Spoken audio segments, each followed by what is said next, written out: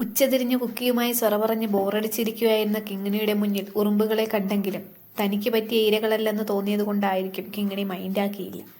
കിങ്ങിണിയുടെ രോദനം മനസ്സിലാക്കിയെന്ന വണ്ണം നാണ്ടെ അവൾക്ക് മുന്നിൽ പ്രത്യക്ഷപ്പെട്ടിരിക്കുന്നു ഓന്താശാൻ. താൻ ഒരു മാർജാരയുടെ മുന്നിലാണ് വന്നിരിക്കുന്നതെന്ന് മനസ്സിലായ ഓന്താശാൻ അന്തം വിട്ടു നിന്നുപോയി. അന്നാരം പോയ ബോധമാണെന്ന് തോന്നുന്നു ഓന്താശാന്. പിന്നെ അനങ്ങാൻ പറ്റിയില്ല അവിടുന്ന്.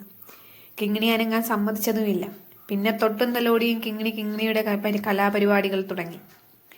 ഇതെല്ലാം കണ്ട് അപ്പുറത്ത് മാറി കുക്കിയും ഇരിപ്പുണ്ടായിരുന്നു. കുക്കി ഇടയ്ക്കൊന്ന് വന്ന് പിന്തിരിപ്പിക്കാൻ നോക്കിയെങ്കിലും തനിക്ക് കിട്ടിയ ഇരയെ വിട്ടുകളയാൻ കിങ്ങിണിക്ക് പറ്റില്ലായിരുന്നു.